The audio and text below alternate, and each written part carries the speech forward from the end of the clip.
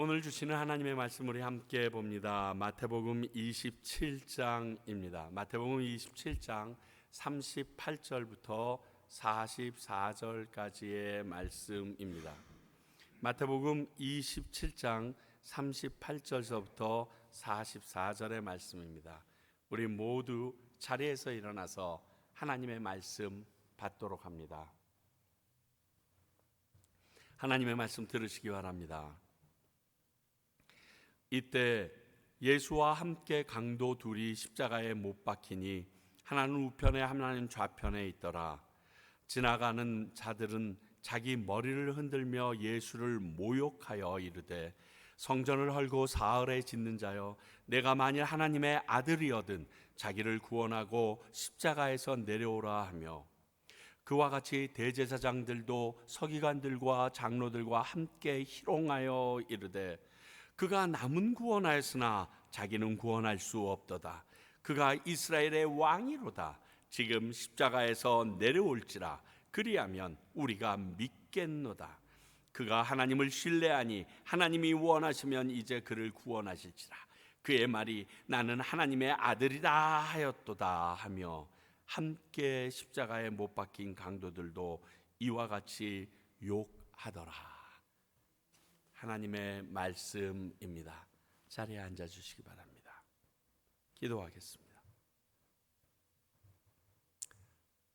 하나님, 십자가에 달려 죽으심만으로도 우리는 몸둘 바를 없는데, 이런 모욕과 조롱과 욕까지 당하셔야 하니 정말 고개를 들 수가 없습니다. 이 모든 것은 죄를 지은 저희들이 당해야 할 것인데, 주님께서 십자가 위에서 친히 지시는 모습을 오늘 봅니다. 마음이 답답하고 무거워지지만 이 길을 통하여 저희들이 구원받은 것을 알기에 그저 눈물만 흘립니다. 주여, 오늘 2000년 전의 이 일이 내게 일어나는 믿음의 일이 되도록 성령님 역사하여 주시고, 그 믿음으로 받아들이는 우리들이 그 하나님 앞에 온전히 나갈 명분되는 시간 되게 하여 주시옵소서. 이곳의 공기조차 주님 주관하여 주시기 원하옵고, 예수님 이름으로 기도하옵나이다. 아멘.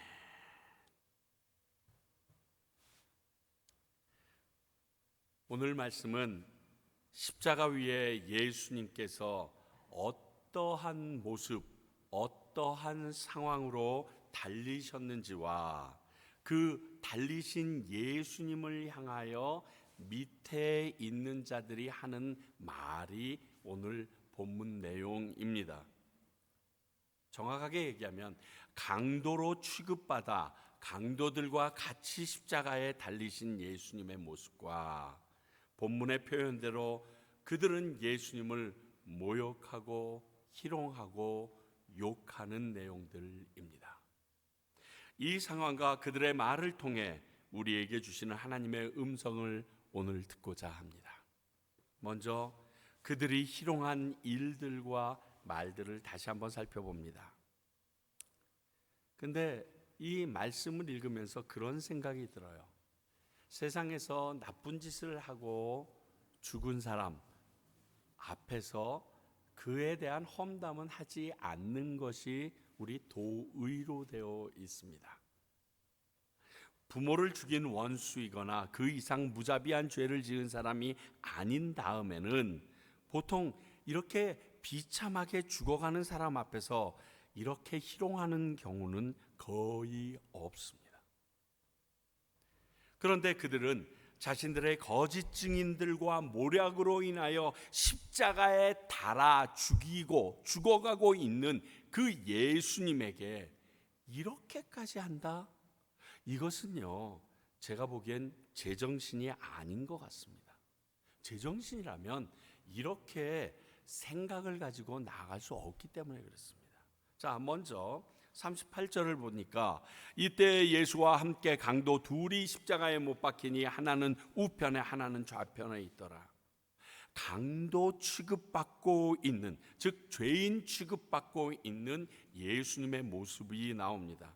지나가는 사람들도 그것에 대하여 자세한 상황을 모르면 그저 좌우에 있는 강도들을 보면서 저들 정도의 죄, 아니면 대단한 왕이라고 사기친 사기꾼이구나 정도로 치부해 버릴 것이 지금의 모습입니다. 사람이란 모름지기 인격이라는 것을 소유하고 있어요. 그래서 그 인격이 상하면 내 몸이 상하는 것보다, 다시 말하면 그 자존심의 상처를 받으면요, 죽는 것보다 견디기 힘든 게 우리 사람들이 가지고 있는 마음과 인격체입니다. 그래서 차라리 맞거나 그냥 육체적으로 타격을 입으면 그냥 되게 괜찮아. 그런데 여기에 상처를 받으면 못 견디거든요. 내가 하나님의 뜻에 순종하기에 이런 모습으로 십자가에는 달리지만 이런 강도들과 같은 취급까지 받는다는 것이 예수님에게는 더 치욕스러울 수 있습니다. 자, 육체의 고통이 있습니다.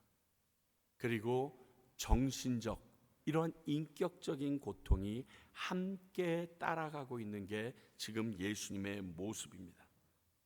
그런 일을 지금 예수님이 겪도록 했다는 것입니다.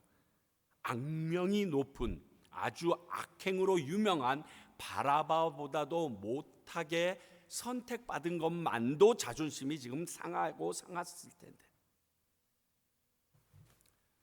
여러분,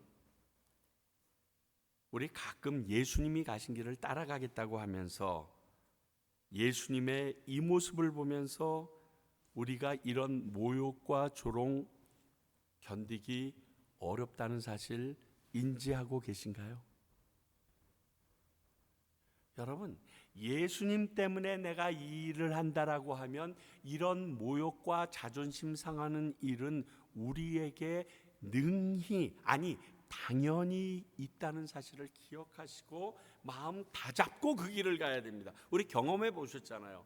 내가 교회 다녀서 예수님 믿기 때문에 복음 전하려고 이러지만 야, 이건 아니잖아, 이런 얘기들을 우리 많이 합니다. 선교사님들도 하고요, 목회자들도 참 많이 그런 얘기들을 합니다.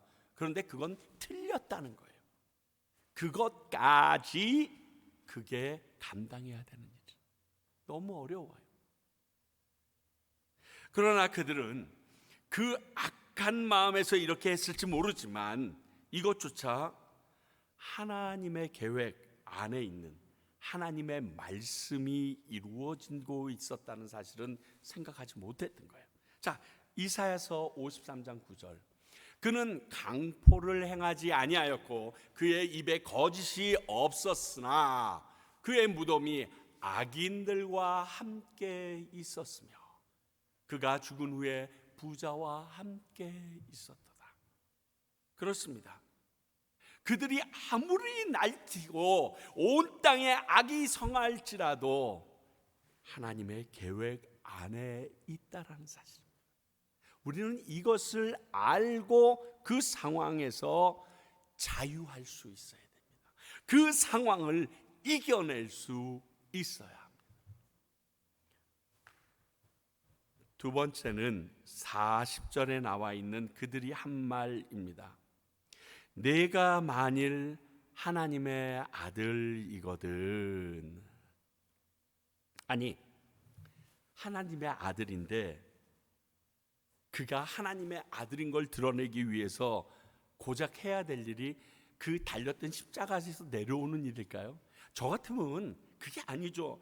막 하늘 문이 열리고 천군 천사들이 마구 쏟아져 불수레를 타고 내려오면서 그 조롱하는 자들을 결박하고 천지를 뒤집어 엎고 로마도 뒤집어 엎고 막 밑에서 샘이 솟고 천지창조와 같은 일이 막 벌어지게 해야, 그 정도 해달라고 해야죠. 하나님의 아들이면 고작 거기 매달려 있는데 내려와라, 그러면 내가 하나님의 아들이라고 믿을게. 진짜 쪼잔한 것 같아요. 난 이 사람들 보면 이들의 모욕이요, 제가 보기엔 앞뒤가 좀 안 맞아요. 너무 치졸해요. 쪼잔해요. 생각 없이 막 던지는 막말 같아요. 너무 비이성적이고 상식적이지가 못해요. 근데 말이죠, 우리 이 말, 내가 만일 하나님의 아들이어든 하는 이 말 들은 적 없으신가요? 여기 말고? 어디서 들어본 적 없으세요?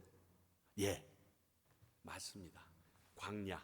예수님께서 40일 동안, 공생애 시작하기 전에 40일 동안 금식하고 광야에서 사탄에게 이끌려 시험 받을 때 첫 번째와 두 번째 시험에 있었던 이 단어가 이 말입니다. 자, 마태복음 4장 3절, 4장 6절도 똑같지만, 시험하는 자가 예수께 나와 이르되 네가 만일 하나님의 아들이여든 명하여 이 돌들로 떡덩이가 되게 하라. 네 눈앞에 지금 네 상황 되게 배고프잖아. 그것부터 먼저 해결해. 하나님의 아들인데 지금 뭐 딴 생각하냐?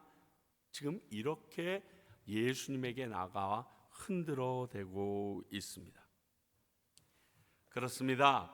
이들이 이렇게 말하는 것은 그 장면과 오버랩이 되신다면 이 일의 배후에 세력이 누구인지도 짐작하실 것입니다. 맞습니다. 마귀 사탄이 이 십자가 뒤의 세력입니다.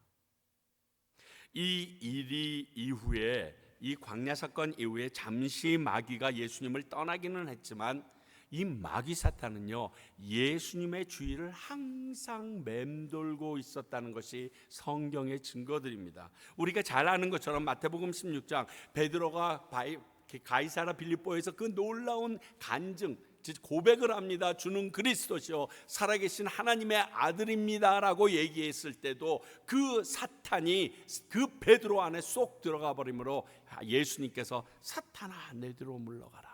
너는 나를 넘어지게 하는 자로다. 예수님을 넘어뜨리게 하기 위하여 끊임없이 공격했었습니다. 그거로 안 되니까 후에 가롯 유다에게 들어가서 그를 죽이게 되면 끝날 줄 알고 그 마귀가 가롯 유다에 들어갔다라고 성경은 기록하고 있습니다. 또 그러한 상황 가운데서도 서로 윗자리에 앉겠다고 다툼하던 제자들 안에도 이 마귀의 세력들이 있었다는 것은 의심할 필요가 없습니다. 여러분, 이렇게 마귀가 예수님까지 늘 공격하는데 우리는 예외라는 생각하지 마세요. 항상 기억하고 기도하고 깨어 있어야 되는 이유가 여기에 있습니다. 예수님이 공격받았는데 우리는 공격 안 받는다. 그게 박수만 칠 일이 아니라고요. 다시 말하지만 마귀가 교회에 나오는 나를 공격하지 않는 것은요, 공격할 가치가 없기 때문이 아닐까도 생각해 보세요. 요즘에 아시안 게임 때문에 우리 손흥민 선수 너무 좋아요. 근데 아시안 게임 볼 때마다 손흥민 선수나 이강인 선수가 공을 잡고 뛸 때마다 막 적게는 3명, 많게는 5명, 6명이 그 선수를 애워싸고 넘어뜨리고 파울하고 합니다. 왜? 그 사람 위협적이니까. 풀어주면 그 사람 때문에 자기네 편이 지니까. 최유찬이 공을 잡고 뛰면요, 아무도 막지 않고 팔짱을 끼고 있습니다. 그러면 저는 공을 잡고 뛰고 있지만 축구 선수로서는 치욕을 느끼는 거거든요. 똑같아요. 내가 나름대로 예수님도 열심히 믿고요, 직분도 받고 봉사도 열심히 하고 교회까지 나갑니다.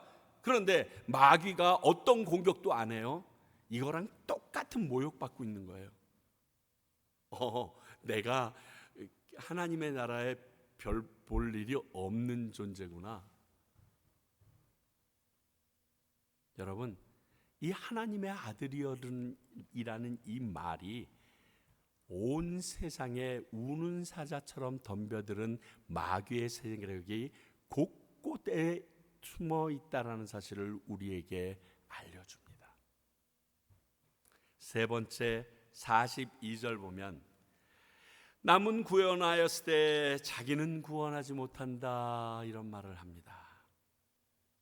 앞에 하나님의 아들이었던 이렇게 말했던 그 후로 대제사장들과 서기관들도 같이 희롱한 내용이 바로 이 42절의 말씀입니다.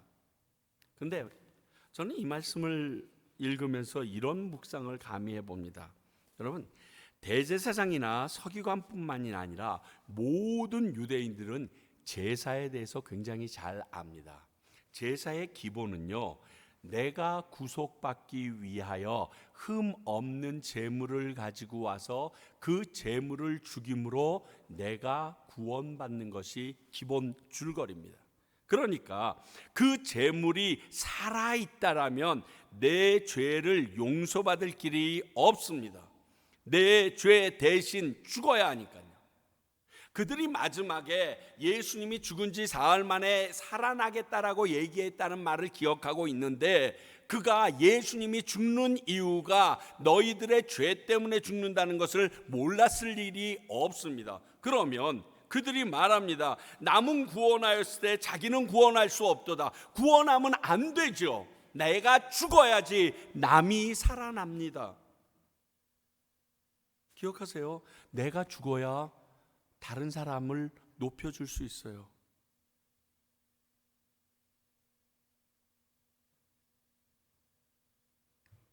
그런데 이렇게 앞뒤가 안 맞는 이야기에다가 십자가에서 내려오기만 하면 그때는 예수님을 믿어주겠다고 합니다. 네네네. 그렇다면 믿는 사람도 있었겠죠. 그러나 예수님이 이보다 더 엄청난 기적은 그들에게 보여주지 않았나요? 대제사장들과 서기관들이 예수님이 그동안 3년 동안 공생의 기간 동안 했던 그 놀라운 기적들을 몰랐을까요? 아니에요. 요한복음 12장 10절에서 11절. 대제사장들이 나사로까지 죽이려고 모의하니 나사로 때문에 많은 유대인이 가서 예수를 믿음이로라. 저는 이 말씀이요, 대제사장이 짓고 있는 죄 중에 가장 살벌한 죄 중에 하나인 것 같아요. 자, 나사로가 죽었습니다. 그래서 예수님이 가셨습니다. 나사로가 죽은 지 나흘이나 지나가지고 마르다가 말립니다. 왜? 그 문을 열면 그 썩은 내가 진동하기 때문에 이 썩은 내가 납니다라고 고백합니다. 그런데 이런 나사로에게 나와라 해서 살리셨습니다. 그리고 이 죽은 나사로를 살린 것을 알기에 대제사장들은 그 나사로를 다시 죽여서 그가 살린 게 아니라고 말하기 위하여 사람, 그것도 예수님도 아닌 일반 사람을 죽이려고 모의합니다. 이게 종교 지도자가 할 일인가요? 아니, 사람이 할 일인가요? 알았어요. 예수님이 썩어서 냄새나는 나사로를 그래서 이 죽은 나사로를 보려고요, 나중에 나사로와 함께 베다니에 예수님이 있을 때 엄청나게 많은 사람이 몰려듭니다.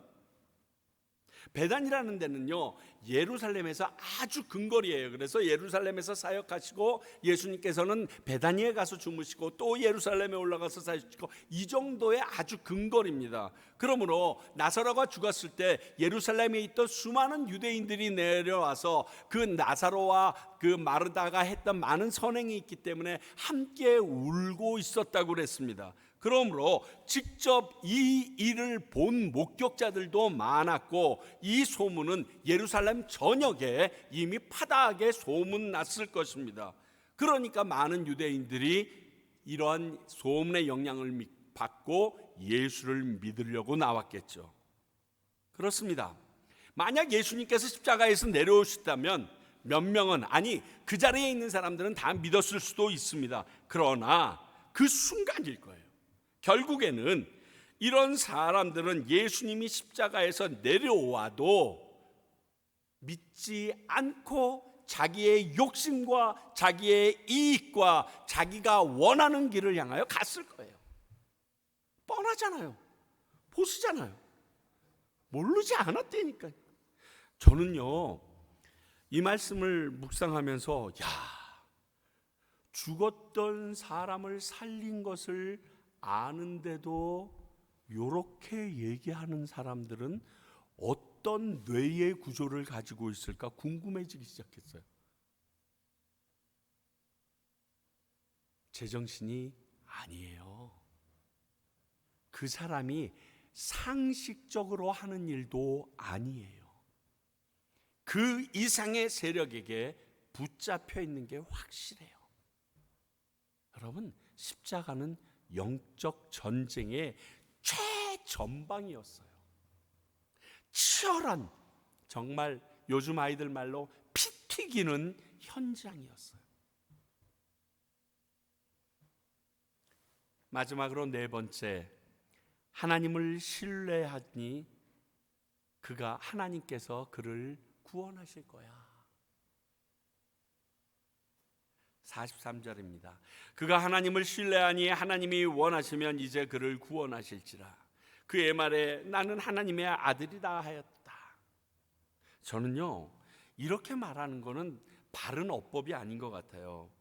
네가 하나님을 믿으니 그분을 신뢰하고 끝까지 견뎌내라. 내가 기도할게. 너 하나님의 아들이라고 그러지 않았느냐? 이 정도 얘기하면 굉장히 고상하게 제가 생각하는 건가요?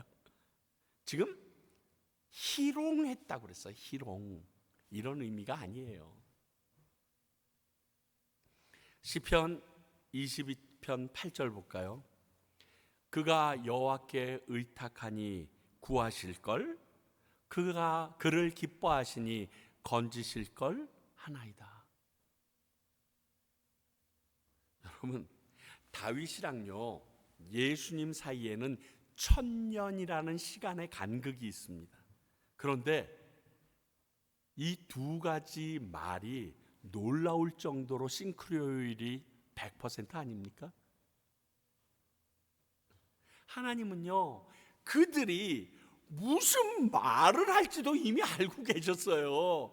내 사랑하는 아들이 십자가에 달리면 그들이 무슨 말을 할지도 알고 계셔서 1000년 전에 다윗이 당하는 일 가운데 그대로 적어 놓으셨어요.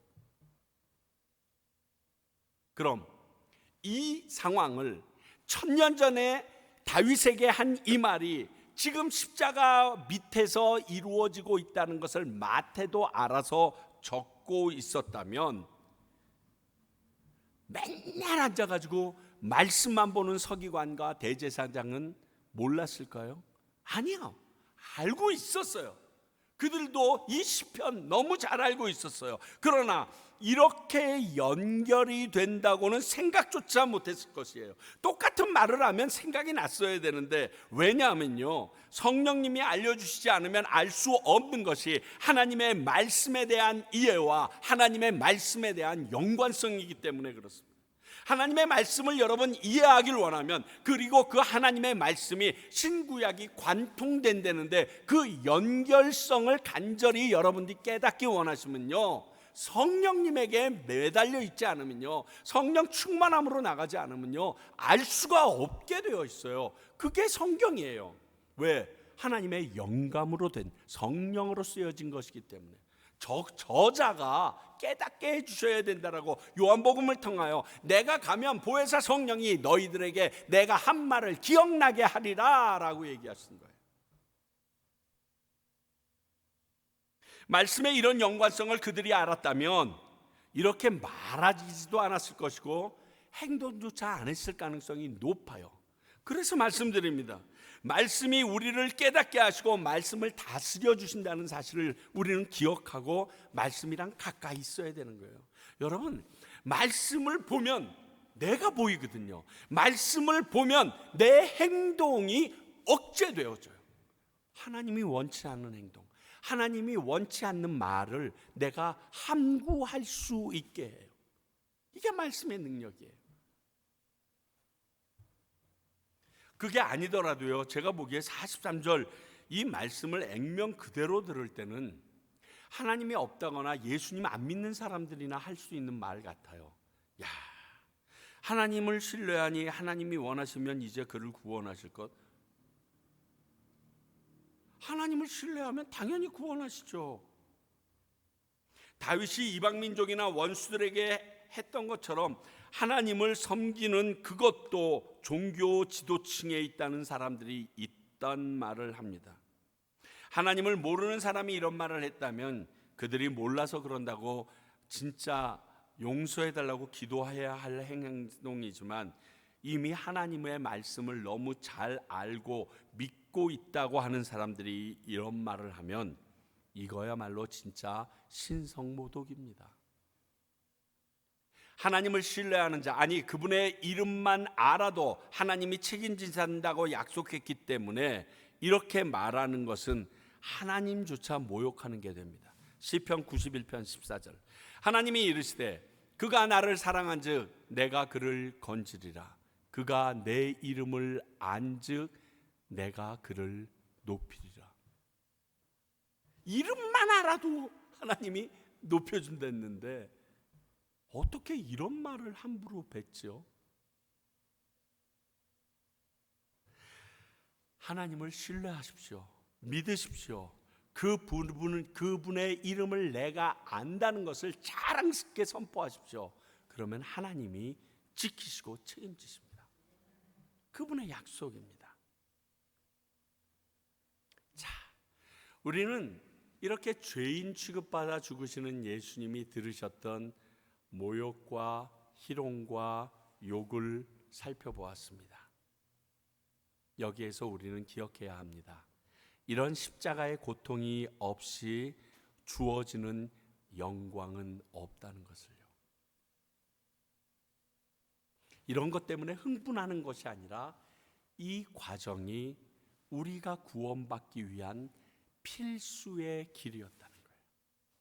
베드로전서 4장 13절, 오히려 너희가 그리스도의 고난에 참여하는 것으로 즐거워하라. 이는 그의 영광을 나타내실 때에 너희로 즐거워하고 기뻐하게 하려 함이라.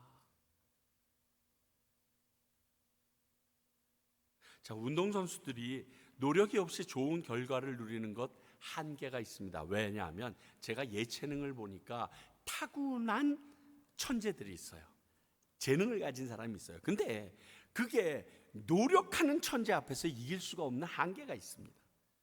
그 자리에 오르기까지 또 그 자리를 지키기 위해서 그들은 엄청나게 많은 시간 동안 땀과 눈물을 흘립니다. 세상에 돌아가는 모든 일도 보게 되면 꼭 금수저들을 중심으로 돌아가는 것처럼 보입니다. 그들 역시 이 과정을 통과하지 않으면 누리는 영광이 머지않아 한계를 드러내게 되어 있는 게 지금 세상에서 우리가 보고 있는 현상입니다. 오늘 이 십자가의 사건으로 예수님은 부활하시고 하나님 우편에 앉게 되십니다. 그래서 성경은 그 예수 그리스도를 믿는 우리들에게 이렇게 말합니다. 로마서 8장 17절, 자녀이면 또한 상속자 곧 하나님의 상속자여 그리스도와 함께한 상속자니 우리가 그와 함께 영광을 받기 위하여 고난도 함께 받아야 할 것이라.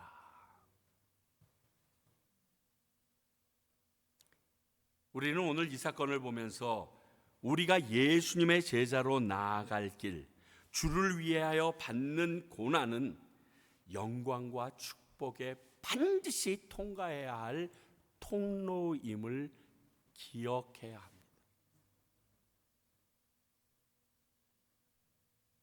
어렵죠? 어저께 탈북한 자매 하나가 내일 모레 50이더만 예수 믿는 사람들에 대하여 그가 한국에서 10년 동안 보고 깨달았던 것을 얘기하는데 가슴이 뜨끔했어요. 히브리서를 설교하는 것 같아서. 진짜 예수 믿는 사람이 있고 가짜 예수 믿는 사람이 있다는 거예요. 진짜 예수 믿는 사람은 향기가 난다는 거예요. 가짜 예수 믿는 사람은 나를 거북하게 한다는 거예요. 꼭 향수를 진하게 바르는 사람이라 곁에 가기 거북할 정도로 그렇게 접근하는 크리스찬들이 있다는 거예요. 근데 옆에서 그들의 삶을 보면서 같이 부딪히다 보니까 그들의 향내가 느껴지기 시작해서 예수님을 믿기로 결정했다는 거예요. 여러분, 남을 위하여 예수님 때문에, 내 죄 때문에 고난받는 거는 당연합니다. 죄의 값은 그거니까 그것을 여기다가 막 결부시켜서 내가 예수 믿음, 쓸데없는 소리 하지 마시고요. 예수님 때문에, 예수님을 전하려고 예수님을 증거하다 보니까, 그리고 예수님이 말한 그 말씀을 순종하다 보니까 내게 고통과 어려움이 있다 그러면 지극히 당연한 길입니다. 저희들이 가야 될 길입니다. 그러니까요, 하나님 의심하지 말고 두려워하지 말고 그 길 가십시오. 그분이 땀과 피투성이가 되어서 세상에서는 고약한 냄새가 나는 것 같을지 모르지만 예수 그리스도의 말할 수 없는 향기가 그들에게서 뿜어져 나고 있기 때문에 그렇습니다. 이를 기억하시고 살아가는 저와 여러분이 되시길 바랍니다. 기도하겠습니다. 하나님,